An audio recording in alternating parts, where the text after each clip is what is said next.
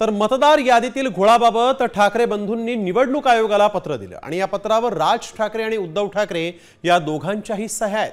मतदार याद्यांमध्ये होत असलेल्या कथित घोळासंदर्भात त्यांनी निवडणूक आयोगाचं लक्ष वेधलं असून उद्धव ठाकरे राज ठाकरे यांनी निवडणूक आयोगाला पत्राद्वारे इशाराही दिलाय। आज कोणाच्या तरी मागे घरंगळत जाताना तुम्हाला छान वाटेल, पण ज्यांच्या मागे तुम्ही घरंगळत जातात ती लोक उद्या तुमच्या नरडीला नख लावतील तेव्हा तुम्हाला कळेल, असं त्यांनी या पत्रात म्हटलंय।